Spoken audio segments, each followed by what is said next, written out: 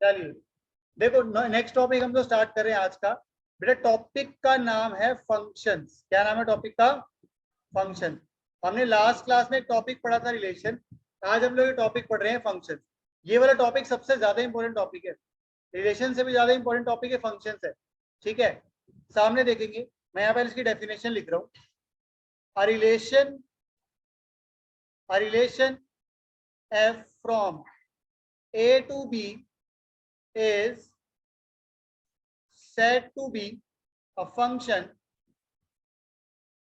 A relation f from a to b is said to be a function if every element of a has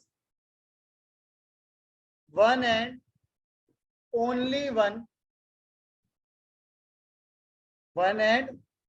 one image in B।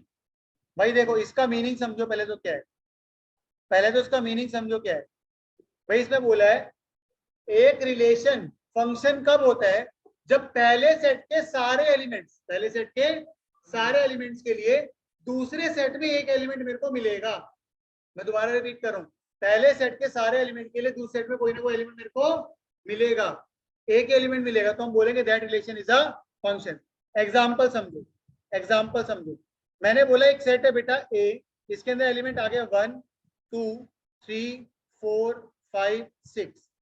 ठीक है जी, एक और set लिया मैंने B, यहां लिखा मैंने 1 2 3 4 5 6 7 8।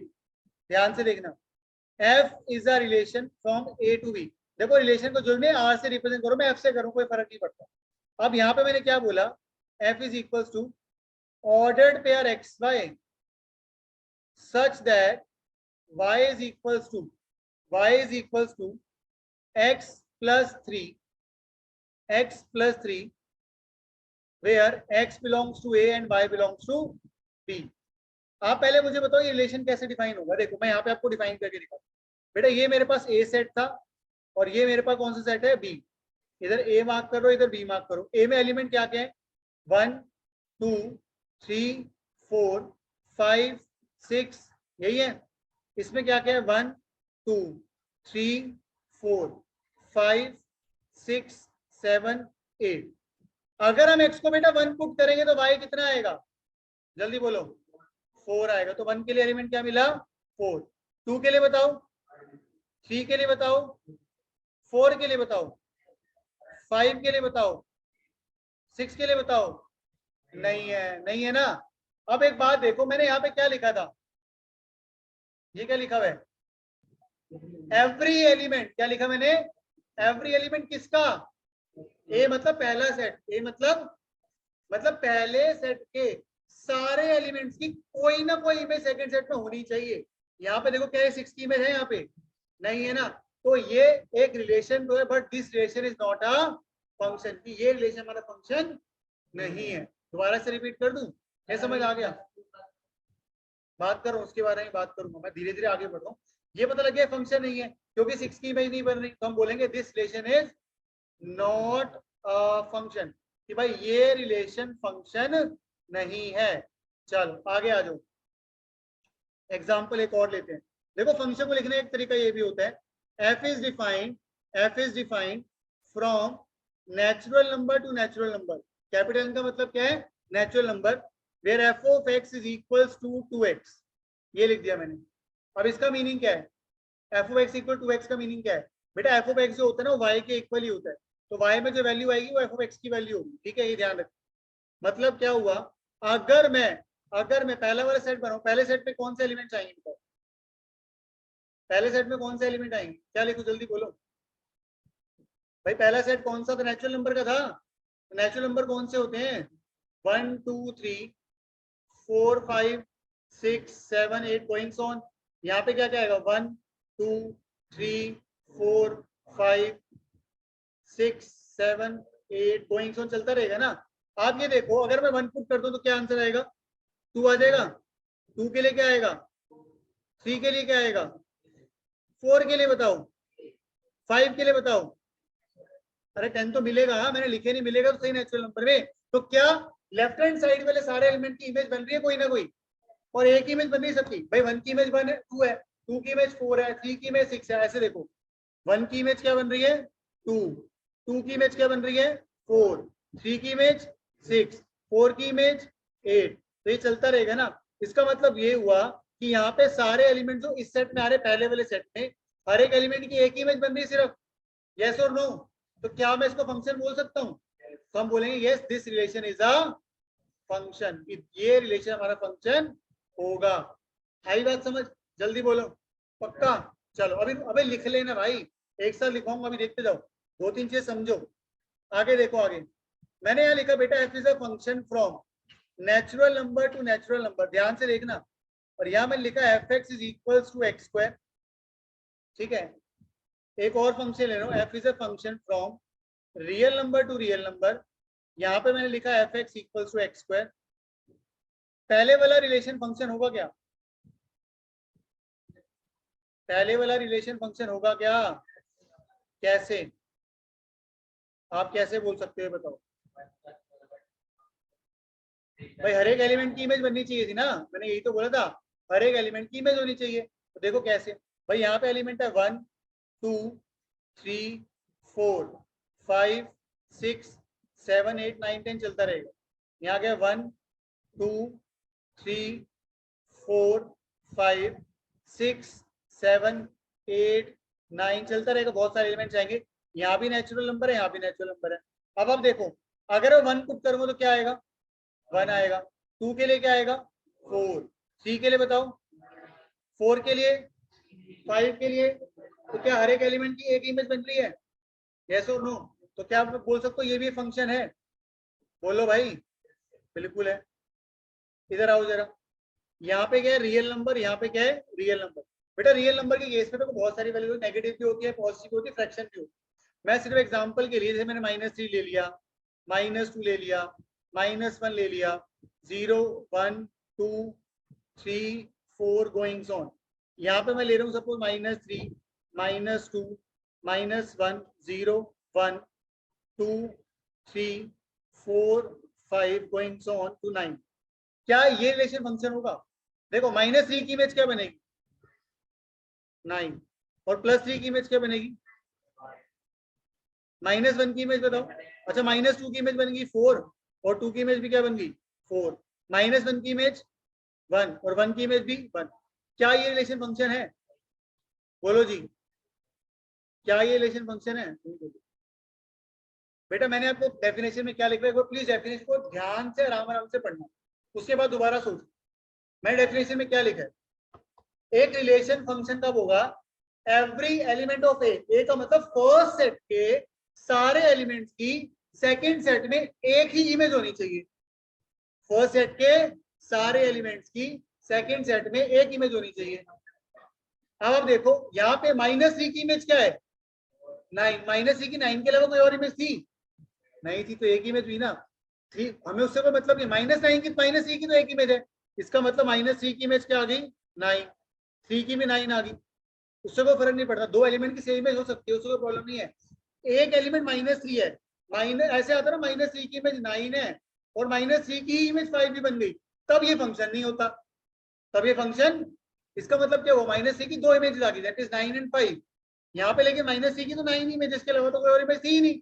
तो हम बोल सकते हैं कि yes this relation is also a function, ये रिलेशन भी हमारा फंक्शन होगा। होगा कि नहीं? हाँ जी, कोई फर्क नहीं पड़ता उससे, दो इमेज बने 4 बने, उससे कोई फर्क नहीं पड़ता, उससे कोई फर्क नहीं पड़ता। बात समझ आ गई? जल्दी बोलो, कोई डाउट? एक और एग्जांपल लो, एक और लो, क्लियर हो जाएगा। इधर देखो, हम सामने देखेंगे, f is a function from real number to real number where f of x is equals to √x। ठीक है, मैंने यहाँ पे आपको f डिफाइन करा, मैं थोड़ा चेंज कर रहा हूँ इसको, पॉजिटिव रियल नंबर से लेकर रियल नंबर, और यहाँ पे ये दे दिया। आप देखो क्या ये रिलेशन फंक्शन होगा? आप बताओगे, सोचो जरा, क्या ये रिलेशन फंक्शन होगा? बोलो भाई। भाई यहाँ पे देखो मैंने क्या लिया, 1 2 3 4 5 6 7 8 9 गोइंग ऑन। यहाँ पे पॉजिटिव रियल नंबर से सिर्फ 0 भी आएगा। यहाँ पे सारे रियल नंबर है, सारे रियल नंबर का मतलब -3 भी होगा, यहाँ पे तो -2 भी होगा, -1 भी होगा, 0 1 2 3 4 5 सारे होंगे ना। अच्छा, अगर मैं x की जगह पे बेटा 1 पुट कर देता हूँ यहाँ पे, तो क्या आएगा? -1 भी आ सकता है और +1 भी आ सकता है। तो इसका मतलब क्या हुआ? 1 की इमेज -1 भी बन गई, 1 की इमेज 1 भी बन गई, एक ही एलिमेंट की 2 इमेज बन गई ना। तो हम क्या बोलेंगे कि this relation is not a function, this relation is not a function. In short आप ऐसे बोल सकते हो कि जब आप इन रिलेशंस को ऑर्डर्ड पेयर की फॉर्म में लिखते हो, कोई भी दो ऑर्डर्ड पेयर का फर्स्ट एलिमेंट सेम नहीं होना चाहिए। भाई जैसे मैंने यहाँ लिखा, यहाँ पे 1 के लिए 1 आ रहा है, 2 के लिए 4 आ रहा है, 3 के लिए 9 आ रहा है, कोई भी दो ऑर्डर्ड पेयर का पहला एलिमेंट सेम तो नहीं था यहाँ पे, है ना। अच्छा यहाँ पे आओ, -3 के लिए 9 आ गया, 3 के लिए 9 आ गया। भाई पहला एलिमेंट सेम है क्या कहीं पे भी? सेकंड एलिमेंट सेम है, मुझे उससे मतलब पहला एलिमेंट सेम नहीं होना चाहिए। यहाँ पे देखो -1 के लिए भी 1 आ गया और -1 से -1 भी आ रहा है, सॉरी उल्टा लिख दिया मैंने, दोबारा लिख रहा हूँ। भाई 1 के लिए मेरे पास यहाँ पे कितना आ रहा है? 1 भी आ रहा है और 1 के लिए -1 भी आ रहा है। अगर मैं 4 पुट करूंगा तो 2 भी आएगा और 4 पुट करने -2 भी आएगा। तो यहाँ देखो ना, दो ऑर्डर पेयर के सेम पहला एलिमेंट आ गए ना, तो ये रिलेशन फंक्शन नहीं होगा। मैंने आपको दूसरा तरीका बता दिया कि चेक कैसे करना। बोलो कोई डाउट यहाँ तक? हाँ सिंपल लैंग्वेज में बोलो, डोमेन रिपीट नहीं आना चाहिए। बेटा 3 का रूट क्या होता है? 1.732। 9 का 3 और -3 दोनों होते। भाई रूट निकालेगा प्लस माइनस दोनों आएंगे ना। हाँ जी बेटा, फंक्शन की डेफिनेशन क्लियर हुई है? जल्दी बोले, पक्का? कोई डाउट? ओके जी, नोट कर लो फटाफट जो जो नोट करना है इसके अंदर, जल्दी जल्दी लिखे बेटा, बातें बाद में कर लेना, पहले लिख लो।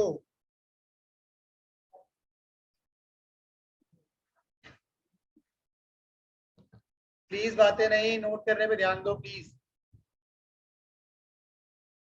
चलो, अगर मान लो आपके पास क्वेश्चन आ जाए from real number to real number, और यहाँ पे मैंने बोला f of x is equal to आ गया 1/x - 1, आप मुझे इसकी डोमेन बताइए क्या है?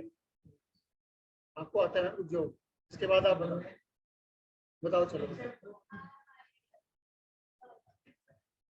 आप ये देखो ना, जब भी फ्रैक्शन वाला क्वेश्चन है, फ्रैक्शन वाले क्वेश्चन में डिनोमिनेटर नॉन जीरो होना चाहिए। जीरो किस पे बन रहा है? जीरो किस पे बन रहा है? 1 पे। तो रियल नंबर कोई भी आ सकता है एक्सेप्ट 1। हाँ तो क्या लिखेंगे? डोमेन क्या आ गया यहाँ पे? तो डोमेन की जगह पे आ गया r माइनस में, मतलब ये हो देखो x -1 हमारा क्या होना चाहिए? x नॉट इक्वल टू 1 होना चाहिए ना बस। तो x 1 नहीं आएगा, बाकी कोई भी रियल नंबर रखो। कोई दिक्कत तो नहीं आ रही? नहीं नहीं, ऐसे लिख रहे हैं जैसे सिखा रहा हूँ, जैसे लिख रहा हूँ ऐसे ही आप लोग लिखोगे। अगर ये आ जाए f of x is equal to, ऊपर आ गया 2 + x, नीचे आ गया x + 5, बेटा डोमेन बताओ। भाई डोमेन बताओ। भाई r माइनस में -5। भाई x की जगह पे अगर यहाँ -5 आ गया, फंक्शन नॉट डिफाइंड, मतलब x की जगह -5 में पुट नहीं कर सकता, बाकी कुछ भी कर सकता हूँ। तो डोमेन क्या बन गई? Real number except -5। चलो, अगर क्वेश्चन ऐसे आ जाए f ऑफ x, ध्यान से देखना, is equal to 2/x² + 5x + 6, अब बताओ इसकी डोमेन क्या आएगी? नीचे वाले को फैक्टराइज कर लेते हैं भाई, डिनोमिनेटर फैक्टराइज करो। 2 क्या लिखूं भाई? 3x 2x फैक्टर बनेंगे ना, तो fx क्या बन गया? 2 divided by x + 3 into x + 2। अब यहाँ पे क्या क्या आएगा बताओ? भाई देखो नीचे यहाँ पे एक तो -3 नहीं आना चाहिए और -2 नहीं आना चाहिए, तो इसका मतलब यहाँ पे डोमेन क्या बनेगी? तो यहाँ लिखेंगे r -2 माइनस, आएगी बात समझ में? जल्दी बोलो, कोई दिक्कत? पक्का? चलो ठीक है, पहले इतना नोट करो फिर आगे चलते। पहले ये सब लिख लो फिर आगे चलते। रूट के अंदर वाला जो नंबर होना चाहिए वो कैसा होना चाहिए? पॉजिटिव। मतलब ये x मेरा कैसा होना चाहिए? Greater than equal to 0। तो इसका मतलब एक्स कैसी वैल्यू दे रहा है, 0 या उससे बड़ी, तो 0 या उससे बड़ी वैल्यू कौन सी होगी, 0 से लेकर इंफिनिटी। दोबारा से सुनो भाई, हमने क्या बात करी, एक्स जो वैल्यू लेगा वो कैसी लेगा, ग्रेटर देन और इक्वल टू 0 लेगा ना, नेगेटिव वैल्यू नहीं ले सकता वो, तो एक्स की वैल्यू 0 से बड़ी होगी। अगर नंबर लाइन पे यहाँ 0 है, यहाँ इंफिनिटी है माइनस इंफिनिटी, तो 0 या उससे बड़ा इधर की तरफ जाएंगे, तो 0 से इंफिनिटी लिख दो, और 0 पे क्लोज ब्रैकेट होगी, 0 पे इंक्लूड होगा। ठीक है, अगर अब यही क्वेश्चन ऐसे आ जाता कि f is a function from real number to real number where f of x is equals to root में x माइनस 1, अब क्या आएगा बताओ।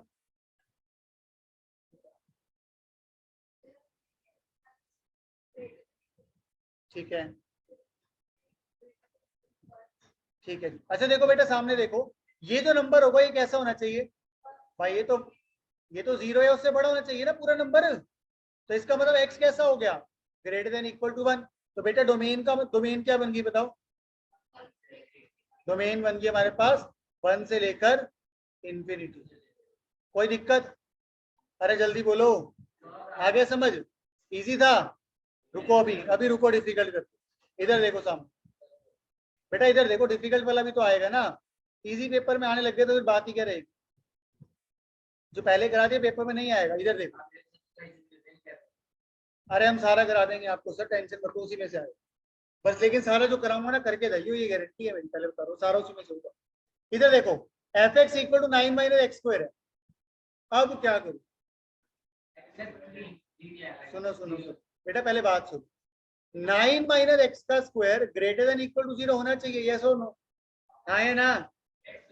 अब इस एक मिनट बेटा, एक मिनट मेरे को बोलने दोगे, देखो इसको आप लिख सकते हो 3 का स्क्वायर माइनस एक्स का स्क्वायर, मिडिल टर्म्स इसको वो करो जरा, आइडेंटिटी अप्लाई करो, 3 plus x into 3 minus x हो गया, बोलो, अरे हाँ या ना तो बोला, वो समझ आ गया। अब एक काम करो, नंबर लाइन पे x की दो वैल्यूज आएंगी, एक आ जाएगी -3, एक आ जाएगी +3, अब ये कैसे आई बताओ भाई, इसके अकॉर्डिंग x की वैल्यू -3, इसके अकॉर्डिंग x की वैल्यू +3। अब आप क्या करोगे, अब आप क्या करोगे, इस इंटरवल के बीच की कोई भी वैल्यू अज्यूम करो जो तुम्हारा मन करे, -4, -4 को जरा यहाँ पुट करो, नेगेटिव आ रहा है पॉजिटिव आ रहा है ये बताओ, -4 पुट करके बताओ, x की जगह पूरा बताओ, पूरा नेगेटिव आ रहा है ना पूरा, -3 से 3 के बीच में 0 ले लो, पॉजिटिव आ जाएगा, और यहाँ पे क्या आ जाएगा। अच्छा मुझे कैसा चाहिए देखो, तो पॉजिटिव किस में आ रहा है, -3 से 3 में, तो डोमेन क्या बनेगी, हाँ -3 से 3। अरे नहीं भी कह दो क्या फर्क पड़ता है, मैं तो फ्रेश सिखा रहा हूँ एक तरह से आपको, कुछ कुछ वैसा ही है भाई, जल्दी बताओ समझ आया, -3 से 3 क्यों लिया, कई बच्चों ने मेरे को बोला था, क्या बोला था आपने, 0 से 3 बोला ना आपने, सर -2 का स्क्वायर करो 4, तो √5 आएगा, डिफाइंड है ना, तो नेगेटिव वाले में स्क्वायर कर रहे हैं, तो इसलिए आंसर।